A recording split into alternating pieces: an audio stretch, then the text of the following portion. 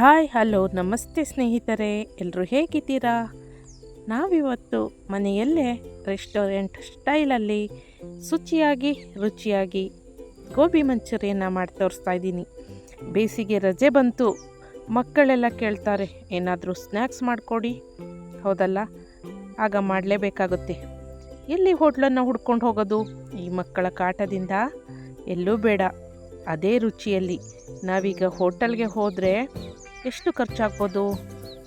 Minimum 4-5 plate ತಿಂತೀನಿ ಅಂದರೆ ಒಂದು 500 ರೂಪಾಯಿ ಆದರೂ ಖರ್ಚಾಗ್ಬೋದಲ್ವಾ? ಅದರ ಬದಲು ಒಂದು 100 ರೂಪಾಯಿ ಖರ್ಚು ಮಾಡಿದ್ರೆ ಸಾಕು. ಹೂಕೋಸು, ಒಂದಷ್ಟು ಸಾಸು, ಮನೆಯಲ್ಲೇ ರುಚಿಯಾಗಿ 500-600 ರೂಪಾಯಿ ಉಳಿತಾಯನ ಮಾಡ್ಬೋದು. ಹಾಗೆ ತುಂಬ ರುಚಿಯಾಗಿ ಅದ್ಭುತವಾಗಿ ಮಾಡ್ಬೋದು. ಅಂಥ ರೆಸ್ಟೋರೆಂಟ್ ಸ್ಟೈಲಲ್ಲಿ ಗೋಬಿನ ನಾನು ಇವತ್ತು ಮಾಡಿ ತೋರಿಸಿದ್ದೀನಿ. ಈ ಗೋಬಿ ಮಂಚೂರಿ ಒಂದು ತುತ್ತು ಬಾಯಿಗೆ ಇಟ್ಟರೆ ಸಾಕು. ಹೊರಗಡೆ ಮಸಾಲೆಯ ಗರಿಗರಿತನ, ಒಳಗಡೆ ಹೂಕೋಸಿನ ಮೃದುತ್ವ, ನಿಜಕ್ಕೂ ಹೋಟೆಲ್ ರುಚಿಯನ್ನು ಕೂಡ ಮೀರಿಸಿತ್ತು ಈ ಗೋಬಿ. ಇದರ ಪದಾರ್ಥಗಳು ಹಾಕಿದಂತಹ ಪದಾರ್ಥಗಳು, ಸುವಾಸನೆ, ಶುಂಠಿ, ಬೆಳ್ಳುಳ್ಳಿ, ಫ್ರೆಶ್ ಆಗಿರೋ ಕ್ಯಾಪ್ಸಿಕಮ್ಮು, ಅದರ ಘಮ ಮನೆಯಲ್ಲೆಲ್ಲ ಹರಡಿತ್ತು. ಈ ಸಾಸ್ನ ಹುಳಿ, ಸಿಹಿ, ಖಾರದ ಬ್ಯಾಲೆನ್ಸ್ ಇದೆಯಲ್ಲ, ನಿಜಕ್ಕೂ ಅದ್ಭುತ ಅಂತಲೇ ಹೇಳ್ಬೋದು. ನನ್ನ ಮಗ ಅಂತೂ ಇದನ್ನು ತಿಂದು ಕಳೆದೇ ಹೋದ. ಆರೋಗ್ಯದ ವಿಷಯಕ್ಕೆ ಬಂದರೆ ಮನೆಯಲ್ಲೇ ಮಾಡೋದ್ರಿಂದ ಶುಚಿ ಮಾತ್ರವಲ್ಲ, ಹೋಟೆಲ್ಗಿಂತ ಹೆಚ್ಚು ರುಚಿ ಕೂಡ ಆಗಿತ್ತು. ಮಕ್ಕಳಿಗಂತೂ ಫೇವರೆಟ್ಟು. ಅದರಲ್ಲೂ ಮನೇಲೇ ಈ ರೀತಿ ಅಮ್ಮಂದರು ಮಾಡಿಕೊಟ್ಬಿಟ್ರೆ ಅವರು ಅಮ್ಮಂದ್ರಿಗೆ ಫುಲ್ ಫಿದಾಗ್ಬಿಡ್ತಾರೆ ನೋಡಿ. ಖಂಡಿತ ಒಂದ್ಸಲ ಟ್ರೈ ಮಾಡಿ, ಎಲ್ಲರೂ ತಿನ್ಬೋದು. ಯಾಕಂದರೆ ವಯಸ್ಸಾದಂಥ ನಮ್ಮ ಅಪ್ಪ ಅಮ್ಮನೂ ಕೂಡ ತಿಂದು ತುಂಬ ಚೆನ್ನಾಗಿದೆ ಅಂತ ಇದಕ್ಕೆ ಒಂದು ಅಪ್ರಿಷಿಯೇಟ್ ಮಾಡಿದ್ದಾರೆ. ಸವಿಯಲೇನೋ ಸಿದ್ಧಾಗಿದೆ. ಇದನ್ನು ಹೇಗೆ ಮಾಡೋದು ಅಂತ ಗೊತ್ತಾಗಬೇಕಲ್ಲ. ಹೌದು ನೋಡಿ, ಇಲ್ಲಿ ಹೂಕೋಸು ತೊಗೊಂಡಿದ್ದೀನಿ. ಹೂಕೋಸಿನಲ್ಲಿ ಹೆಚ್ಚು ಪೌಷ್ಟಿಕಾಂಶದ ಗಣಿ ಇದೆ ಅಂತಲೇ ಹೇಳ್ಬೋದು. ಜೀರ್ಣ ಶಕ್ತಿಯನ್ನು ಹೆಚ್ಚಿಸುತ್ತೆ. ಇದು ರೋಗ ನಿರೋಧಕ ಶಕ್ತಿಯನ್ನು ಹೆಚ್ಚಿಸೋದ್ರಿಂದ ವಿಟಮಿನ್ ಸಿ ಮತ್ತು ಕೆ ಇದರಲ್ಲಿ ಸಮೃದ್ಧವಾಗಿದೆ ಅಂತಲೇ ಹೇಳ್ಬೋದು. ಕ್ಯಾಪ್ಸಿಕಮ್ ನೋಡಿ, ವಿಟಮಿನ್ ಎ ಮತ್ತು ಸಿ ಇದರಲ್ಲಿ ಹೇರಳವಾಗಿದೆ. ಇದು ಕಣ್ಣಿನ ಆರೋಗ್ಯಕ್ಕೆ ತುಂಬ ಒಳ್ಳೆಯದು. ಉರಿಯೂತನ ಶಮನ ಮಾಡ್ತದೆ. ಹಾಗೆ ಚರ್ಮದ ಹೊಳಪನ್ನು ಹೆಚ್ಚಿಸುತ್ತೆ. ಆ್ಯಂಟಿ ಆಕ್ಸಿಡೆಂಟ್ಗಳು ತುಂಬ ಇದೆ ಕ್ಯಾಪ್ಸಿಕಮಲ್ಲಿ. ಬೆಳ್ಳುಳ್ಳಿಲಿ ತುಂಬ ಔಷಧಿ ಗುಣ ಇದೆ.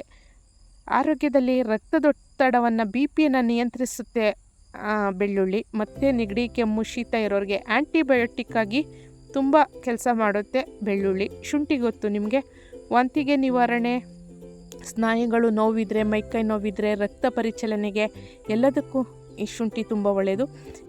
ಇಲ್ಲಿ ನಾನು 1 ಬಟ್ಲು ಕಾರ್ನ್ಫ್ಲೋರ್ನ ಬಳಸ್ತಾ ಇದ್ದೀನಿ. ಕಾರ್ನ್ಫ್ಲೋರು ಕಾರ್ಬೋಹೈಡ್ರೇಟ್ ಹೆಚ್ಚಾಗಿರೋದ್ರಿಂದ ಇದು ದೇಹಕ್ಕೆ ಶಕ್ತಿಯನ್ನು ನೀಡುತ್ತೆ. 1 ಬಟ್ಲ ಅಳತೆಗೆ 3 ಸ್ಪೂನಷ್ಟು ಮೈದಾ ಹಿಟ್ಟನ್ನು ತಗೋತಾ ಇದ್ದೀನಿ. ಮೈದಾ ಹಿಟ್ಟನ್ನು ಇಲ್ಲಿ ಜಾಸ್ತಿ ಉಪಯೋಗಿಸ್ತಾ ಇಲ್ಲ. ಕಾರ್ನ್ಫ್ಲೋರಿಂದ ಗರಿ ಆಗೋಕ್ಕೆ ಗೋಬಿ ತುಂಬ ಹೆಲ್ಪ್ ಆಗುತ್ತೆ. ಹಾಗೆ ಕಾರ್ಬೋಹೈಡ್ರೇಟ್ ತುಂಬ ಇದೆ, ತುಂಬ ಒಳ್ಳೆ ಬೆನಿಫಿಟ್ ಅಂತ ಹೇಳ್ಬೋದು. ಈರುಳ್ಳಿ ಗೊತ್ತು, ಆ್ಯಂಟಿ ಆಕ್ಸಿಡೆಂಟ್ ಇದೆ. ದೇಹದಲ್ಲಿರುವ ವಿಷಕಾರಿ ಅಂಶವನ್ನು ತೆಗೀತದೆ. ಸಕ್ಕರೆ ಮಟ್ಟವನ್ನು ನಿಯಂತ್ರಿಸುತ್ತೆ ಈರುಳ್ಳಿ ಅಂತ ಹೇಳ್ಬೋದು. ಮೂಳೆಗಳ ಆರೋಗ್ಯಕ್ಕೆ ಈರುಳ್ಳಿನೂ ಕೂಡ ತುಂಬ ಒಳ್ಳೆಯದು. ಈಗ ನೋಡಿ, ರೆಸ್ಟೋರೆಂಟ್ ಸ್ಟೈಲಲ್ಲಿ ನಾವು ಗೋಬಿಯನ್ನು ತಯಾರಿಸೋಕ್ಕೆ ಏನೆಲ್ಲ ತಗೊಂಡಿದ್ದೀವಿ ನೋಡಿದ್ರೆ, ನಾನಿಲ್ಲಿ 3 ಥರ ಸಾಸ್ಗಳನ್ನ ತಗೊಂಡಿದ್ದೀನಿ. Tomato sauce, chilli sauce, soya sauce, ಹಾಗೂ ಸ್ವಲ್ಪ ಗರಂ ಮಸಾಲ ಮತ್ತು ಸ್ವಲ್ಪ ಕಬಾಬ್ ಪೌಡರು. ನೀವು ಇದನ್ನು ಸ್ಕಿಪ್ ಮಾಡ್ಬೋದು, ಮನೆಯಲ್ಲೇ ಮಾಡ್ಕೋಬೋದು. ನನ್ನ ಸಮಯ ಇರಲಿಲ್ಲ, ಅದಕ್ಕೆ ನಾನು ಸಾಸ್ಗಳನ್ನ ಯೂಸ್ ಮಾಡ್ತಾಯಿದ್ದೀನಿ. ನೋಡಿ, ಕಬಾಬ್ ಪೌಡ್ರು ಬೇಡ ಅನ್ನೋರು ಸ್ವಲ್ಪ ಚಿಲ್ಲಿ ಪೌಡರು ಮತ್ತು ಪೆಪ್ಪರ್ ಪೌಡರು ಅಂದರೆ ಮೆಣಸಿನ ಪೌಡರು, ಉಪ್ಪು ಹಾಕಿ ಈ ಗೋಬಿನ ಕಲಿಸ್ಕೋಬೋದು. ಇಷ್ಟಿದ್ರೆ ಸಾಕು. ನೋಡಿ, ಈರುಳ್ಳಿ, ಬೆಳ್ಳುಳ್ಳಿ, ಶುಂಠಿ ಮತ್ತು ಕಾರ್ನ್ಫ್ಲೋರು, ಮೈದಾ ಮತ್ತು ಹೂಕೋಸು ಮತ್ತು ಸಾಸ್ಗಳು. ಇಷ್ಟರಲ್ಲಿ ಪರ್ಫೆಕ್ಟಾಗಿ ಕ್ಯಾಪ್ಸಿಕಮ್ ಇರಬೇಕು. ಜೊತೆಗೆ ಫ್ಲೇವರು, ಗೋಬಿ ಫ್ಲೇವರ್ಗೆ ಕ್ಯಾಪ್ಸಿಕಮ್ಮೇ ಮೇಯ್ನು. ಇಷ್ಟಿದ್ರೆ ಸೂಪರಾಗಿ ರೆಸ್ಟೋರೆಂಟ್ ಸ್ಟೈಲಲ್ಲಿ ಗೋಬಿನ ಮಾಡ್ಕೋಬೋದು. ನೆಕ್ಸ್ಟು ನಾನಿಲ್ಲಿ ಮಾಡ್ತಿರೋದು ಚಿಕ್ಕದಾಗಿ ಸಣ್ಣಕ್ಕೆ ಹೀಗೆ ಹಚ್ಕೊಂಡಿರೋಂತಹ ಹೂಕೋಸು. ಯಾಕಂದರೆ ದಪ್ಪಕ್ಕೆ ಹಚ್ಕೋಬಾರ್ದು. ಹೂಕೋಸನ್ನು ಸಣ್ಣದಾಗಿ ಕ್ರಂಚಿಯಾಗಿ ಹಚ್ಕೊಂಡ್ರೆ ತುಂಬ ಚೆನ್ನಾಗಿರುತ್ತೆ. ಹಾಗಾಗಿ ಚಿಕ್ಕದಾಗಿ ಹಚ್ಚಿರೋಂಥ ಹೂಕೋಸನ್ನು ಹೀಗೆ ಒಂದು ಬಟ್ಲಲ್ಲಿ ನೀರಿಟ್ಟು, ಗ್ಯಾಸ್ ಒಲೆ ಮೇಲೆ ಇಟ್ಟು ನೀರನ್ನು ಕುದಿಯೋಕ್ಕೆ ಇಟ್ಟು, ಅದರಲ್ಲಿ ಈ ಸಣ್ಣ ಪೀಸು ಹೂಕೋಸನ್ನು ಹಾಕಿ, 1/4 ಸ್ಪೂನಷ್ಟು ಅರಿಶಿಣ ಹಾಗೂ 1/4 ಸ್ಪೂನಷ್ಟು ಉಪ್ಪನ್ನು ಹಾಕಿ, ಅಂದರೆ ಅದರಲ್ಲಿ ಹುಳ ಇದ್ದರೆ ಗಲೀಜಿದ್ರೆ ಎಲ್ಲ ಹೋಗೋ ಥರ 10 ನಿಮಿಷ ಕುದಿಸ್ಕೋಬೇಕು ಸಾಕು. ನಂತರ ನೀರೆಲ್ಲ ಚೆನ್ನಾಗಿ ಹೋಗೋ ಥರ ಒಂದು ತೂತು ಜಾಲರಿಲಿ ಇದನ್ನು ಸೋಸಿ ಇಟ್ಕೋಬೇಕು. ಜೊತೆಗೆ ಒಂದೆರಡು ಈರುಳ್ಳಿನ ಈಗ ಚಿಕ್ಕದಾಗಿ ಹಚ್ಚಿಟ್ಕೊಂಡೆ, ಕೊತ್ತಂಬರಿ ಸೊಪ್ಪು, ಶುಂಠಿ ಬೆಳ್ಳುಳ್ಳಿನ ಒಂದೆರಡು ಬೆಳ್ಳುಳ್ಳಿ ಗೆಡ್ಡೆ, ಸ್ವಲ್ಪ ಒಂದೆರಡು ಇಂಚು ಶುಂಠಿ ತೊಗೊಂಡು ಚಿಕ್ಕದಾಗಿ ಕಟ್ ಮಾಡಿ ಇಟ್ಟಿದ್ದೀನಿ. ಹಾಗೆ ಒಂದು ಕ್ಯಾಪ್ಸಿಕಮ್ನ ಸ್ಲೈಸ್ ಆಗಿ ಹೀಗೆ ಉದ್ದವಾಗಿ ಕಟ್ ಮಾಡಿ ಇಟ್ಕೊಂಡಿದ್ದೀನಿ. ಇಷ್ಟು ಪರ್ಫೆಕ್ಟಾಗಿ ರೆಡಿ ಮಾಡಿಕೊಂಡ್ರೆ ಅಷ್ಟೇನು ಕಷ್ಟ ಆಗಲ್ಲ. ಕ್ವಿಕ್ಕಾಗಿ 10-15 ನಿಮಿಷದಲ್ಲಿ ನಾವು ಗೋಬಿ ರೆಡಿ ಮಾಡ್ಕೋಬೋದು. ಈಗ ಚೆನ್ನಾಗಿ ನೀರೆಲ್ಲ ಸೋಸಿದೆ ಈ ಗೋಬಿ ಬೇಯಿಸ್ಕೊಂಡಿದ್ದಂಥ ಕಾಲಿಫ್ಲವರು, ಹಾಗೆ ಇದಕ್ಕೆ ಆಲ್ರೆಡಿ ತೋರಿಸಿದ್ದಂತಹ ಕಾರ್ನ್ಫ್ಲೋರು, ಮೈದಾ, ಹಾಗೆ ಕಬಾಬ್ ಪೌಡರು ಮತ್ತು ಸ್ವಲ್ಪ ಗರಂ ಮಸಾಲ, ಸ್ವಲ್ಪ ಸಾಲ್ಟು ಹಾಕ್ಕೊಂಡು ಮಿಕ್ಸ್ ಮಾಡ್ಕೊಳ್ಳುವ. ನೋಡಿ, ನಾನು ಇದರಲ್ಲಿ ಬರೀ ರುಚಿದ ಮಾತ್ರ ಹೇಳಲ್ಲ, ಆರೋಗ್ಯದ ಗುಟ್ಟು ಕೂಡ ಹೇಳ್ತೀನಿ. ಪ್ರತಿಯೊಂದು ವಸ್ತುದು ಎಷ್ಟು ಆರೋಗ್ಯಪೂರ್ಣವಾಗಿದೆ ಅಂತ ಅದರಲ್ಲಿರುವಂಥ ವಿಟಮಿನ್ಸು, ಪ್ರೋಟೀನ್ಸ್ನ ಹೇಳ್ತಾ ಬರ್ತೀನಿ. ಜೊತೆಗೆ ಎಲ್ಲೂ ವಿಡಿಯೋನ ಕೊನೆವರೆಗೂ ಸ್ಕಿಪ್ ಮಾಡಬೇಡಿ, ಜಾಹೀರಾತು ಬಂದರೂ ಸ್ಕಿಪ್ ಮಾಡಬೇಡಿ. ದಯಮಾಡಿ ಪೂರ್ತಿ ವಿಡಿಯೋ ನೋಡಿ, ನೀವು ಕೂಡ ಮನೆಯಲ್ಲಿ ಮಾಡಿ ಹೇಗೆ ಬಂತು ಅಂತ ಹೇಳಿ. ಇದಕ್ಕೆ ನೀರೆಲ್ಲ ಜಾಸ್ತಿ ಹಾಕ್ಕೊಂಡು ಕಲಿಸ್ಬೇಡಿ, ತುಂಬ ತೆಳುವಾಗ್ಬಿಡುತ್ತೆ. ಮತ್ತು ಈ ಮಸಾಲೆ ಎಲ್ಲ ಗೋಬಿಗೆ ಕೋಟ್ ಆಗಲ್ಲ. ಮತ್ತು ಗೋಬಿ ಒಂದು ಕಡೆ, ಮಸಾಲೆ ಒಂದು ಕಡೆ ಎಣ್ಣೆಯಲ್ಲಿ ಬಿಟ್ಕೊಂಡು ಗೋಬಿ ಎಲ್ಲ ಹಾಳಾಗುತ್ತೆ. ನೋಡಿ, ಸ್ವಲ್ಪ ಸ್ಪೂನ್ ಲೆಕ್ಕದಲ್ಲಿ ಹಾಕಿ ಒಂದು 3-4-5 ಸ್ಪೂನ್ ಹಾಕ್ಕೊಂಡ್ರೆ ಸಾಕು. ಯಾಕಂದರೆ ಈಗ ಆಲ್ರೆಡಿ ನಾವು ಗೋಬಿನ ಬೇಯಿಸೋಕ್ಕೆ ನೀರಲ್ಲಿ ಬೇಯಿಸಿದ್ದೀವಿ ಒಂದು 10 ನಿಮಿಷ. ಅದೇ ನೀರಂಶ ಅದರಲ್ಲಿ ಇರುತ್ತೆ, ಎಷ್ಟೇ ಸೋಸ್ಕೊಂಡ್ರೂ ನೀರಂಶ ಇರುತ್ತೆ. ಅದರಿಂದ ಜಾಸ್ತಿ ನೀರು ಹಾಕಬೇಡಿ. 5-6 ಸ್ಪೂನ್ ಅಂದರೆ 5-6 ಲೋಟ ಹಾಕ್ಬಿಟ್ಟಿರ. ದಯವಿಟ್ಟು 5-6 ಸ್ಪೂನ್ ಹಾಕ್ಕೊಂಡು ನೋಡಿ. ಇನ್ನು ಸ್ವಲ್ಪ ಬೇಕು ಅಂದರೆ ಗಟ್ಟಿ ಗೋಬಿ ಥರ ಕಲಿಸ್ಕೊಳ್ಳಿ. ನಾವು ಇವಾಗ ಚಪಾತಿ ಲಟ್ಟಿಸೋಕ್ಕೆ ಹಿಟ್ಟು ಕಲಿಸ್ತೀವಲ್ಲ, ಅಷ್ಟು ಕನ್ಸಂಟೆನ್ಸಲ್ಲಿ ಕಲಿಸ್ಕೊಂಡ್ರೆ ಸಾಕು. ನೋಡಿ, ನೆಕ್ಸ್ಟ್ ಇಲ್ಲಿ ಬಾಣಲಿ ಇಟ್ಟು ಬಾಣಲಿಲಿ ಎಣ್ಣೆ ಹಾಕ್ತಾಯಿದ್ದೀನಿ. ಎಣ್ಣೆ ಕಾದ್ಮೇಲೆ ಈಗ ನಾವು ಇದು ಉಪ್ಪು ಖಾರ ಎಲ್ಲ ಕರೆಕ್ಟಾಗಿದೆಯಾ ನೋಡಿಕೊಂಡು ನೋಡಿ ಈ ಥರ ಕಲಿಸ್ಕೋಬೇಕು. ಹುಡಿಯಾಗಿರಬೇಕು. ಆದರೆ ಮಸಾಲೆ ಅಂದರೆ ಕಾರ್ನ್ಫ್ಲೋರು, ಮೈದಾ, ಹಾಕಿರೋಂತಹ ಚಿಲ್ಲಿ ಪೌಡರು ಎಲ್ಲ ಮಸಾಲೆನೂ ಅದಕ್ಕೆ ಆ್ಯಡ್ ಆಗಿರಬೇಕು. ಈ ರೀತಿ ಕಲಿಸ್ಕೋಬೇಕು. ಈ ರೀತಿ ಕಲಸಿ ನೀವು ಗೋಬಿ ಮಾಡಿ ನೋಡಿ, ಎಷ್ಟು ಕ್ರಿಸ್ಪಿಯಾಗಿ ತುಂಬ ಚೆನ್ನಾಗಿ ಬರುತ್ತೆ. ತೆಳುವಾಗ್ಬಿಟ್ರೆ ಮೆತ್ತೆ ಆಗಿಬಿಡುತ್ತೆ, ಗೋಬಿ ತಿನ್ನೋಕ್ಕೆ ಚೆನ್ನಾಗಿರಲ್ಲ. ಇಲ್ಲಿ ಎಣ್ಣೆ ಹೈ ಫ್ಲೇಮಲ್ಲೇ ಕಾದಿರಬೇಕು. ಹಾಗೆ ಗೋಬಿಗಳನ್ನ ಬಿಡಬೇಕಾದ್ರೂ ಕೂಡ ಹೈ ಫ್ಲೇಮಲ್ಲೇ ಇರಬೇಕು. ಹೀಗೆ ಒಂದೊಂದಾಗಿ ಬಿಡಿಯಾಗಿ ಈ ಹೂಕೋಸನ್ನು ಬಿಡ್ತಾ ಹೋಗಬೇಕು.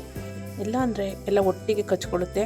ಮತ್ತು ಎಣ್ಣೆ ಕಾದಿಲ್ಲ ಅಂದ್ರೂ ಪ್ರಾಬ್ಲಮ್ ಆಗುತ್ತೆ, ಯಾಕಂದರೆ ಗೋಬಿ ಇಲ್ಲಿ ಮೆತ್ತಗಾಗುತ್ತೆ. ಈ ರೀತಿ ಎಣ್ಣೆನೂ ಕೂಡ ಕಾದಿರಲಿ. ಮತ್ತು ಹೈ ಫ್ಲೇಮಲ್ಲಿ ಗ್ಯಾಸ್ ಸ್ಟವ್ನ ಆನ್ ಮಾಡ್ಕೊಂಡು ಉರಿ ಹೈ ಫ್ಲೇಮಲ್ಲಿರಲಿ.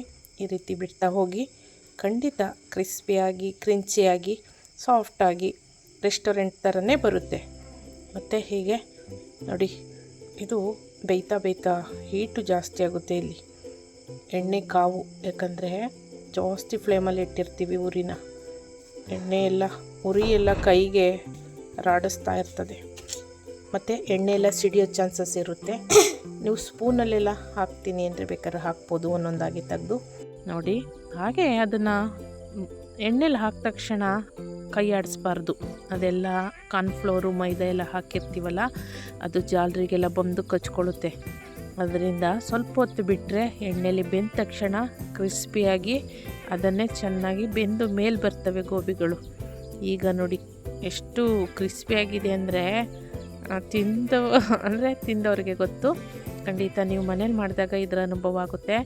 ಈಗ ಡ್ರೈ ಗೋಬಿ ಸೂಪರಾಗಿ ರೆಡಿಯಾಗಿದೆ. ಎಷ್ಟು ನನಗೆ ನೋಡ್ತಿದ್ರೆ ಆ ಪರಿಮಳ ಬೇಯಿಸ್ತಾ ಇದ್ದರೆ ಮನೆ ತುಂಬ ಹರಡಿರೋಂಥ ಪರಿಮಳ, ಅದು ಕ್ರಿಸ್ಪಿಯಾಗಿರೋದು ಡ್ರೈ ಗೋಬಿ, ಇದು ನೋಡ್ತಾ ಇದ್ದರೆ ಎಷ್ಟು ಚೆನ್ನಾಗಿತ್ತು. ನೆಕ್ಸ್ಟು ನಾನು ಇದಕ್ಕೆ ಸ್ವಲ್ಪ ಟೊಮೊಟೊ ಸಾಸ್ ಹಾಕಿ ಒಂದು ಸಲ ಹೀಗೆ ಒಂದು ಒಬ್ಬೆನ ಬೇಯಿಸಿದ್ದು ಎತ್ತಿದ್ದು ಡ್ರೈ ಗೋಬಿ ತಿನ್ನಲಿ, ಟೇಸ್ಟ್ ಮಾಡಲಿ ಹೆಂಗಿರ್ತದೆ ಅಂದ್ಬಿಟ್ಟು ಟೊಮೊಟೊ ಸಾಸ್ ಹಾಕಿ ನನ್ನ ಮಗನ ಕೊಟ್ಟೆ. ಅಮ್ಮ ಇದೇ ಸಾಕು ಅಂತ ಕಳೆದು ಹೋಗ್ಬಿಟ್ಟ. ತುಂಬ ಸೂಪರಾಗಿತ್ತು ಅಂದ್ಕೊಂಡು ಅದನ್ನು ಒಂದಷ್ಟು ತಿಂದು ಖಾಲಿ ಮಾಡ್ದೆ. ನೆಕ್ಸ್ಟು ನಾನೀಗ ಗೋಬಿನ ಬೇಯಿಸೋಕ್ಕೆ ರೆಡಿ ಮಾಡ್ಕೋತಾ ಇದ್ದೆ. ನೋಡಿ, ಡ್ರೈ ಗೋಬಿ ಇದರಲ್ಲಿ ಮಕ್ಕಳಿಗೆ ಮೂಳೆಯ ಆರೋಗ್ಯಕ್ಕೆ ತುಂಬ ಒಳ್ಳೆಯದು. ಇದರಲ್ಲಿ ನೋಡಿ ಕಾರ್ನ್ಫ್ಲೋರು, ಅದರಲ್ಲಿ ಗೋಧಿ ಹಿಟ್ಟು ಜೋಳದ ಹಿಟ್ಟು ಹಾಕಿರ್ತೀವಿ. ಅದೇನು ಕೆಟ್ಟದ್ದಲ್ಲ ಜೋಳದ ಹಿಟ್ಟು. ತುಂಬ ಒಳ್ಳೆಯದು ಮಕ್ಕಳಿಗೆ. ಮತ್ತು ಇದರಲ್ಲಿ ಹಾಕಿರೋಂತಹ ಪ್ರತಿಯೊಂದು ಐಟಮು, ಬೆಳ್ಳುಳ್ಳಿ ಶುಂಠಿ ಆಗಲಿ, ಈರುಳ್ಳಿ ಆಗಲಿ, ಪ್ರತಿಯೊಂದು ಒಳ್ಳೆಯದೇ. ಈಗಾಗಲೇ ಹೇಳಿದ್ದೀನಿ ಅದರ ಗುಣಗಳೇನೇನಿದೆ. ಮತ್ತು ಅದೇ ಬಾಣಲಿಲಿ ಇದಂಥ ಎಣ್ಣೆ ಎಲ್ಲ ತೊಗೊಂಡು ಸ್ವಲ್ಪ ಎಣ್ಣೆ ಬಿಟ್ಟೆ, ಒಂದು 5-6 ಸ್ಪೂನಷ್ಟು ಎಣ್ಣೆ ಅದರಲ್ಲೇ ಬಿಟ್ಟು ಈಗ ಒಂದೊಂದಾಗಿ ಫ್ರೈ ಮಾಡ್ಕೊತಾ ಇದ್ದೀನಿ ನೋಡಿ. ಬೆಳ್ಳುಳ್ಳಿ ಹಾಕ್ಕೊಂಡ ತಕ್ಷಣ ಶುಂಠಿ ಹಾಕ್ಕೊಂಡೆ. ಅದರೆಲ್ಲ ಫ್ಲೇವರು ಬಾಯಿಗೆ ಸಿಗ್ತಾಯಿದ್ರೆ ತಿನ್ನುವಾಗ ಎಷ್ಟು ಚೆನ್ನಾಗಿರುತ್ತೆ ಗೊತ್ತಾ. ಮತ್ತು ಚಿಕ್ಕದಾಗಿ ಕುಯ್ದಂತಹ ಈರುಳ್ಳಿನೂ ಕೂಡ ಸೇರಿಸ್ಕೊತಾ ಇದ್ದೀನಿ. ಈರುಳ್ಳಿನೂ ಕೂಡ ಸ್ವಲ್ಪ ಕೆಂಪು ಕಲರ್ಗೆ ಫ್ರೈ ಆಗ್ತಾ ಬರ್ತೈತೆ ನೋಡಿ. ಮನೇಲಿ ವಯಸ್ಸಾದವರಿದ್ದರೂ ಕೂಡ ಮಾಡಿಕೊಟ್ರೆ, ಬಾಯೆಲ್ಲ ಕೆಟ್ಟೋಗಿದ್ರೆ ಅಂದರೆ ಜ್ವರ ಬಂದೋ ಅಥವಾ ಏನೋ ಒಂದು ಟ್ಯಾಬ್ಲೆಟ್ ಕುಡಿತಾ ಇರ್ತಾರೆ BP ಗೋ ಶುಗರ್ಗೋ, ಮಾಡಿಕೊಟ್ರೆ ಇದು ಹೂಕೋಸು ತರಕಾರಿ ಒಳ್ಳೆಯದೇ ಅಲ್ಲ, ತುಂಬ ಇಷ್ಟಪಡ್ತಾರೆ, ಚೆನ್ನಾಗಿರುತ್ತೆ. ಮತ್ತು ಮಕ್ಳಿಗೂ ಅಷ್ಟೇ, ಮಕ್ಕಳಿಗೆ ಏನು ಸ್ನ್ಯಾಕ್ಸ್ ಅಂತ ಬಾಯಿ ಬಿಟ್ಟರೆ ಸಾಕು, ಪಾನಿಪುರಿ ಗೋಬಿ ಎಲ್ಲ ಮನೇಲೇ ಮಾಡಿಕೊಡ್ಬೋದು. ಇನ್ನೊಂದಿನ ಪಾನಿಪುರಿ ರೆಸಿಪಿ ತೋರಿಸ್ತೀನಿ ಸಾರಿ ಫ್ರೆಂಡ್ಸ್, ಖಂಡಿತ. ಮತ್ತು ನೆಕ್ಸ್ಟು ಕ್ಯಾಪ್ಸಿಕಮ್ ಹಾಕುವ. ಇದೆಲ್ಲ ಕ್ರಿಸ್ಪಿಯಾಗಿ ತಿನ್ನುವಾಗ ಬಾಯಿಗೆಲ್ಲ ಸಿಕ್ಕಿದ್ರೆ ತುಂಬ ಚೆನ್ನಾಗಿರುತ್ತೆ. ಸ್ಲೈಸ್ ಆಗಿರೋ ಕ್ಯಾಪ್ಸಿಕಮ್ಮು ಚೆನ್ನಾಗಿ ಬೇಗ ಬೇಯುತ್ತೆ ಎಣ್ಣೆಯಲ್ಲಿ, ಅದಕ್ಕೇನು ಜಾಸ್ತಿ ಡೀಪ್ ಫ್ರೈ ಏನು ಬೇಕಾಗಿಲ್ಲ. ಹಾಗೆ ಸ್ವಲ್ಪ ಬೇಗ ಬೇಯಬೇಕು ಇದೆಲ್ಲ ಅಂದರೆ ಚೂರು ಉಪ್ಪು ಪುಡಿ ಹಾಕ್ತೆ, 1/4 ಸ್ಪೂನಷ್ಟು ಸಾಲ್ಟನ್ನು ಹಾಕಿದೆ. ಬೇಗ ಇದೆಲ್ಲ ಬ್ರೌನ್ ಕಲರ್ಗೆ ರೋಸ್ಟ್ ಆದರೆ ಸಾಕು ನೋಡಿ. ಇವುಗಳ ಮೇಲೆ ಸುರಿಬೇಡಿ ಸಾಸ್ಗಳನ್ನ, ಯಾಕಂದರೆ ಸ್ವಲ್ಪ ಎಣ್ಣೆಯಲ್ಲಿ ಅದು ಕೂಡ ಚೂರು ರೋಸ್ಟ್ ಆಗಲಿ ಸಾಸ್ಗಳು ನೋಡಿ. ನಾನು ಚಿಲ್ಲಿ ಸಾಸು, ಇದು ಹಸಿಮೆಣ್ಸಿನ್ಕಾಯಿಂದ ಮನೇಲೇ ಮಾಡ್ಬೋದು. ಸ್ವಲ್ಪ ಸಮಯದ ಅಭಾವ ಇರೋದ್ರಿಂದ ನಾನು ಅಂಗಡಿಲೇ ಸ್ಟೋರಲ್ಲೇ ತರಿಸಿದೆ. ಚಿಲ್ಲಿ ಸಾಸ್ ಆದಮೇಲೆ ಸ್ವಲ್ಪ ಸೋಯಾ ಸಾಸನ್ನ ಸುರ್ಕೋತಾ ಇದ್ದೀನಿ ಇಲ್ಲಿ.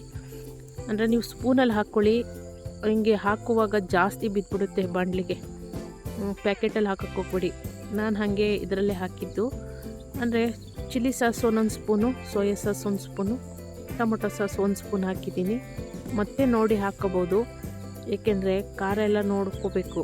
ನಾವು ಆಲ್ರೆಡಿ ಅಲ್ಲೂ ಕೂಡ ಸ್ವಲ್ಪ ಕಬಾಬ್ ಪೌಡ್ರು ಎಲ್ಲ ಖಾರ ಹಾಕಿರ್ತೀವಲ್ಲ. ಕೆಲವರು ಇದಕ್ಕೆ ಹಸಿಮೆಣ್ಸಿನ್ಕಾಯಿನ ಒಗ್ಗರಣೆಗೆ ಆ್ಯಡ್ ಮಾಡ್ಕೋಬೋದು, ಆ ರೀತಿಯೂ ಚೆನ್ನಾಗಿರುತ್ತೆ.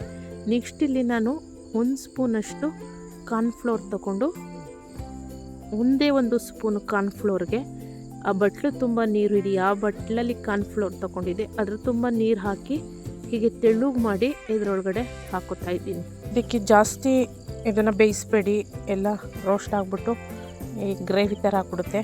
ಸ್ವಲ್ಪ ತೆಳುಗೆ ಅಲ್ಲಿ ಇಷ್ಟೇ ಸಾಕು.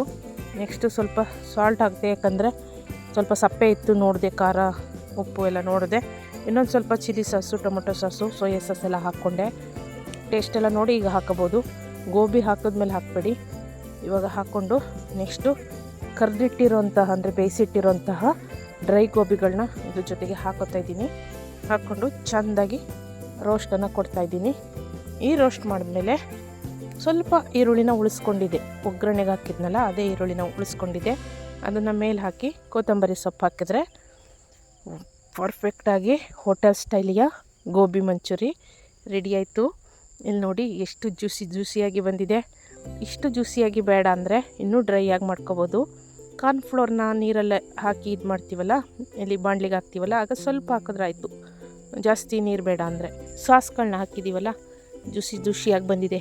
ಈ ಥರ ಇದ್ರೇ ಚೆಂದ, ಡ್ರೈ ಇದ್ದರೆ ಚೆಂದ ಅಲ್ಲ. ಈ ಥರ ಒಂಥರ ಮಸಾಲೆ ಥರ ಬಾಯಿಗೆ ಒಳ್ಳೆ ಫ್ಲೇವರ್ ಕೊಡುತ್ತೆ. ನನಗೆ ಮಾತಾಡ್ತಿದ್ರೇ ಬಾಯಲ್ಲಿ ನೀರು ಬರ್ತಿದೆ. ಅಂದರೆ ಇದು ತಿಂದು 1 ದಿನ ಆಯಿತು, ಅದ್ರ ಫ್ಲೇವರ್ ನನ್ನ ಬಾಯಲ್ಲಿ 1 ದಿನ ಆದರೂ ಇನ್ನೂ ಬರ್ತೈತೆ ಅಂದರೆ ಯೋಚಿಸಿ ಯಾವ ರೀತಿ ಇತ್ತು ಅಂತ. ನೋಡಿ ಇದರ ಬಣ್ಣ ಮತ್ತು ಟೆಕ್ಸ್ಚರ್ ನೋಡುವಾಗ ಎಷ್ಟು ಚೆನ್ನಾಗಿ ಬಂದಿದೆ ಅಲ್ವಾ. ನೋಡೋಕ್ಕೆ ಅಷ್ಟು ಆಕರ್ಷಣೀಯವಾಗಿದೆ ಅಂದರೆ ತಿನ್ನೋದಕ್ಕೆ ಅದರ 10 ಪಟ್ಟು ರುಚಿಯಾಗಿದೆ ಈ ಗೋಬಿ. ಮತ್ತು ಇಲ್ಲಿ ಬಿಸಿ ಬಿಸಿ ಗೋಬಿ ಮಂಚೂರಿ ಈಗ ಸವಿಯಲು ಸಿದ್ಧ ಆಗಿದೆ. ಇದೇ ಮೆಥಡಲ್ಲಿ ಮಾಡಿ ಖಂಡಿತ ಚೆನ್ನಾಗಿ ಬರುತ್ತೆ. ಈಗ ನನ್ನ ಮಗನಿಗೆ, ಅವನು ಫಸ್ಟು ನನ್ನ ಮಗನಿಗೋಸ್ಕರ ಮಾಡಿದ್ದು, ಅವನಿಗೆ ಕೊಟ್ಟಿದ್ದೀನಿ. ಅವನು ಏನು ಇದಕ್ಕೆ ತಿಂದು ಹೇಳ್ತಾನೆ ಅಂತ ವೆಯ್ಟ್ ಮಾಡ್ತಾಯಿದ್ದೀವಿ. ಎಲ್ಲರಿಗೂ ಹಾಕ್ತೆ ಪ್ಲೇಟ್ಗೆ ಹಾಕಿ ಕೊಟ್ಟೆ. ಫಸ್ಟು ಅವನು ತಿಂದು ನೆಕ್ಸ್ಟು ನಾವು ತಿನ್ನುವ ಅಂತ ವೆಯ್ಟ್ ಮಾಡ್ತಾಯಿದ್ದೋ. ಅವನು ತಿಂದು 1-2 ನಿಮಿಷ ಹಾಗೆ ಬಾಯಲ್ಲಿ ಅದನ್ನು ಫೀಲ್ ಮಾಡ್ತಾಯಿದ್ದ, ಅಗ್ದು ಫೀಲ್ ಮಾಡಿ ಆಮೇಲೆ ಅವನು ಕಳೆದೋದೆ ಅಂತ ಹೇಳ್ತಾವನೆ ನೋಡಿ, ಎಕ್ಸ್ಪ್ಲೇನ್ ಮಾಡ್ತಾವನೆ. ಇದನ್ನು ತಿಂದು ನಾನು ಹೋಟ್ಲಲ್ಲಿ ತಿಂದಿದ್ದೀನಿ, ರೋಡ್ ಸೈಡಲ್ಲಿ ತಿಂದಿದ್ದೀನಿ, ಎಲ್ಲೂ ಇಷ್ಟು ಚೆನ್ನಾಗಿರಲಿಲ್ಲ. ಅಷ್ಟು ಚೆನ್ನಾಗಿತ್ತು, ನಾನು ಕಳೆದೋದೆ ಅಂತ ಹೇಳ್ತಾವನೆ. ಮತ್ತು ಅವ್ರ ಅಪ್ಪಂಗೆ ಕೊಟ್ಟೆ, ಅವರು ಕೂಡ ತಿಂದು, ಅವರು ಗೋಬಿ ಪಾನಿಪುರಿ ಈ ರೀತಿಯೆಲ್ಲ ಇಷ್ಟಪಡಲ್ಲ, ಎಲ್ಲೂ ಹೊರಗಡೆಯಲ್ಲೂ ತಿನ್ನಲ್ಲ. ಮನೇಲೇ ಮಾಡಿದ್ದಲ್ವ ಅದು, ನಾನು ಪ್ರೀತಿಯಿಂದ ಮಾಡಿಕೊಟ್ಟಿದ್ದು ಅಂತ ತಿಂದರು. ಅವರು ಕೂಡ ನಾನು ತಿನ್ನೋದಿಲ್ಲ ಅಂತೂ ಇಷ್ಟು ಚೆನ್ನಾಗಿದೆ ಅಂತ ಅವರು ಕೂಡ ಅಪ್ರಿಷಿಯೇಟ್ ಮಾಡಿದ್ರು. ಹಾಗೆ ಅಪ್ಪ ಅಮ್ಮಂಗೂ ಕೂಡ ಕೊಟ್ಟೆ, ಅವರು ಕೂಡ ಖುಷಿಪಟ್ಟರು ತುಂಬ ಚೆನ್ನಾಗಿದೆ ಅಂತ. ಇದ್ರ ಬಗ್ಗೆ ಜಾಸ್ತಿ ಹೇಳ್ತಾ ಹೋದರೆ ನನ್ನ ಬಗ್ಗೆ ನಾನೇ ಹೊಗಳ್ಕೊಂಡಾಗ ಆಗುತ್ತೆ. ಖಂಡಿತ ನಾನು ಹೇಳಲ್ಲ, ನೀವೊಂದು ಸಲ ಮಾಡ್ತೀರಲ್ಲ, ಮಾಡಿ ಹೆಂಗೆ ಬಂತು ಅಂತ ಕಮೆಂಟ್ ಮಾಡಿ ತಿಳಿಸಿ, ನಿಮಗೆ ಅನುಭವ ಆಗುತ್ತೆ, ಹೌದು ಚೆನ್ನಾಗಿತ್ತು ಅಂತ. ಖಂಡಿತ ಫ್ರೆಂಡ್ಸ್, ವಿಡಿಯೋ ನೋಡಿ, ಹೊಸ್ದಾಗಿ ನೋಡ್ತಿರೋರು ಸಬ್ಸ್ಕ್ರೈಬ್ ಮಾಡ್ಕೊಂಡು ನೋಡಿ, ಹಾಗೂ ಈ ವಿಡಿಯೋನ ಹೆಚ್ಚೆಚ್ಚು ಕಡೆ ಶೇರ್ ಮಾಡಿ. ನೀವು ಮನೇಲಿ ಮಾಡ್ಕೊಂಡು ತಿನ್ನಿ, ನಿಮ್ಮ ಸ್ನೇಹಿತರಿಗೂ ಮಾಡ್ಕೊಂಡು ತಿನ್ನೋಕ್ಕೆ ಹೇಳಿ. ಹಾಗೆ ಹೇಗೆ ಬಂತು ಅಂತ ಖಂಡಿತ ತಿಳಿಸಿ, ನಾನು ವೆಯ್ಟ್ ಮಾಡ್ತಾ ಇರ್ತೀನಿ. ಹಾಗೆ ಇಲ್ಲೇನಾದರೂ ವಿಷಯನ ಬಿಟ್ಟಿದ್ರೆ ಖಂಡಿತ ಅದನ್ನು ಕಮೆಂಟ್ ಮಾಡಿ ತಿಳಿಸಿ, ನಾನು ತಿದ್ಕೊತೀನಿ. ಥ್ಯಾಂಕ್ ಯು, ಧನ್ಯವಾದಗಳು. ಎಲ್ರಿಗೂ ಶುಭವಾಗಲಿ ಫ್ರೆಂಡ್ಸ್.